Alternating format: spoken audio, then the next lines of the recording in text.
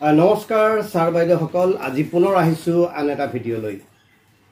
আমাৰ শিক্ষা বিভাগে এটা জাননী জাৰি কৰিছে যে অহা 23 আগষ্টত আমি নেশ্যনেল স্পেচ ডে উদযাপন কৰিব লাগিব বিদ্যালয়সমূহত।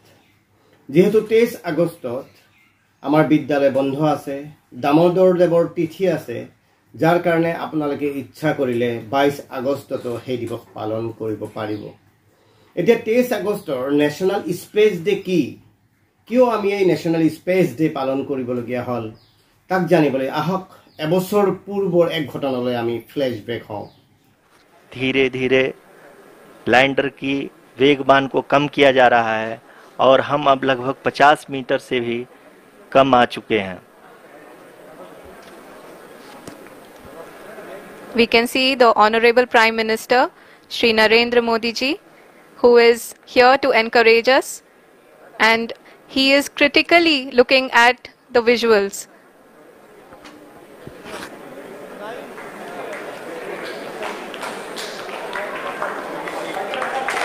जी हाँ, आप अपनी स्क्रीन पे देख सकते हैं कि हम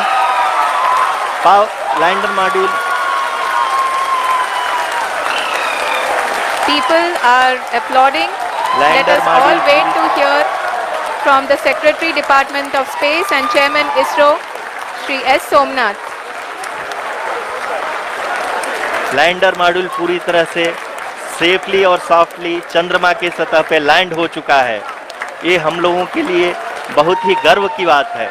हिंदी में एक कहावत है कि चंदा मामा दूर के, लेकिन अब हम ये कह सकते हैं कि चंदा मामा अपने घर के। 2023 চনৰ 23 আগষ্ট তাৰিখে বিয়লি 6:04 আমাৰ ভাৰতবৰ্ষৰ চন্দ্ৰযান 3 চন্দ্ৰপৃষ্ঠলৈ গৈছিল আৰু চন্দ্ৰযান 3 যি লেণ্ডাৰ বিক্ৰম সফট লেণ্ডিং কৰিছিল আমাৰ চন্দ্ৰত আৰু প্ৰজ্ঞান ৰভাৰে চন্দ্ৰপৃষ্ঠত অৱতৰণ কৰিছিল। সেই আমাৰ এই সাকসেছ ষ্টৰী আমাৰ যুৱ মানসৰ মাজত, যুৱ প্ৰজন্মৰ মাজত চিৰদিনলৈ তেওঁলোকৰ অন্তৰত ৰাখি থবলৈ আমাৰ মহাকাশ গৱেষণা কেন্দ্ৰও যে যথেষ্ট আগৰণুৱা, আমি ভাৰতবৰ্ষও যে চন্দ্ৰপৃষ্ঠত ভৰি দিছোঁ। আগতে কথা আছিল চন্দা মামা দূৰ কি, কিন্তু এতিয়া চন্দা মামা হামাৰা ঘৰ কি। গতিকে এই কথাটো আমি নৱম প্ৰজন্মক কণ ল'ৰা ছোৱালীক জনাব লাগিব, যাৰ কাৰণে চৰকাৰে আৰু বিশেষ সিদ্ধান্ত লৈ সেই বিশেষ মুহূৰ্তটোক আমি চিৰযুগমীয়া কৰি ৰাখিবলৈ আমি বিদ্যালয়সমূহে 23 আগষ্ট তাৰিখে পালন কৰিব লাগিব নেশ্যনেল স্পেচ ডে। যেহেতু মাধৱদেৱৰ তিৰোভাৱ তিথি আছে 23 তাৰিখে, গতিকে বিদ্যালয়সমূহে 22 আগষ্টত পালন কৰিলেও হ'ব। আৰু যদি কোনোবা শিক্ষক শিক্ষয়িত্ৰী বিচাৰে যে বিদ্যালয়ত তেওঁলোকে 23 আগষ্টত পালন কৰিব, তেতিয়াহ'লে তেওঁলোকে 23 আগষ্টতে পালন কৰিব পাৰিব। এতিয়া বিদ্যালয়ত আপোনালোকে কি কৰিব যে বিদ্যালয়ত আপোনালোকে কুইজ কম্পিটিশ্যন পাতিব পাৰিব, আপোনালোকে আৰ্ট কম্পিটিশ্যন পাতিব পাৰিব, আপোনালোকে বিশেষ শ্ৰেণীৰ ব্যৱস্থা কৰিব পাৰিব, আপোনালোকে স্পেচ সম্পৰ্কে ভাষণ দিবলৈ কোনোবা বিশেষ ব্যক্তিক আমন্ত্ৰণ কৰিব পাৰে। আৰু যিবোৰ বিদ্যালয়ত ডিজিটেল ক্লাছৰুম আছে তেওঁলোকে আমাৰ বিদ্যা দীক্ষাত আদি বিভিন্ন বা ইউটিউবত বিভিন্ন ধৰণৰ স্পেচ সম্পৰ্কীয় মেটেৰিয়েল আছে, তেওঁলোকে সেই মেটেৰিয়েলসমূহ প্ৰদৰ্শন কৰাব পাৰে। আৰু আপোনালোকে এটা কাম কৰিব, আপোনালোকে অভিভাৱকসকলক অনুপ্ৰাণিত কৰিব www.bharatondhamoon.ncert.gov.in গৈ তেওঁলোকে তাতে লগ ইন কৰি পেলাই বিভিন্ন কাৰ্যসূচীত আমি অংশগ্ৰহণ কৰাব পাৰোঁ তেওঁলোকক, ছাত্ৰ ছাত্ৰীক, অভিভাৱকক। আৰু যদি বিচাৰে আপোনালোকে বিভিন্ন মেটেৰিয়েল আপোনাৰ ndl.iitgp.ac.in এই ৱেবছাইটত গৈও আমি বিভিন্ন মেটেৰিয়েল তাৰ পৰা উলিয়াই লৈ ডাউনলোড কৰি বা পোনে পোনে লাইভ কৰি পেলাই আমি ছাত্ৰ ছাত্ৰীক আমাৰ ডিজিটেল মাধ্যম যোগে দেখুৱাব পাৰোঁ।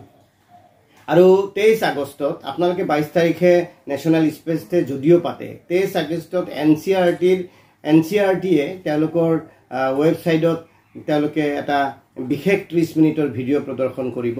সেই ভিডিঅ'ত তেওঁলোকে আমাৰ মহাকাশ, আমাৰ স্পেচ সম্পৰ্কীয় বিভিন্ন তথ্য আগবঢ়াবলৈ যত্ন তেওঁলোকে নিশ্চয়কৈ কৰিব।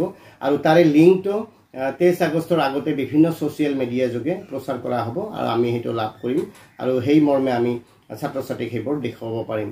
গতিকে আপোনালোকক অনুৰোধ জনাইছোঁ যে ভাৰতবৰ্ষৰ এক বিশেষ প্ৰদৰ্শন আমি ভাৰতবৰ্ষৰ এক বিশেষ সাকসেস হিষ্টৰীৰ সময়খিনি আমি ধৰি ৰাখিব লাগিব যুগ যুগৰ বাবে তাৰ বাবে national space day first national space day অহা 23 আগষ্ট 2024 আমি পালন কৰিম আৰু এই বছৰৰ স্পেস ডেৰ থিম হল touching lives while touching the moon India's space saga গতিকে আমি এইটো থিম দিয়া হৈছে এই বছৰৰ গতিকে আপোনালোকে 23 তাৰিখে নোৱাৰিলেও 22 তাৰিখে স্পেস ডে আমি পালন কৰিম সকলো বিদ্যালয়ত যদি আপোনালোকৰ কিবা সহায় লাগে কিবা বুজিবলৈ বাকি থাকে তেতিয়াহলে আপোনালোকে কমেন্ট বক্সত কমেন্ট কৰিব আৰু মই উত্তৰ দিবলৈ যত্ন কৰিম ইতিমধ্যে বিভিন্ন পোৰ্টেল আছে আমাৰ দীক্ষা আছে PME বিদ্যা আছে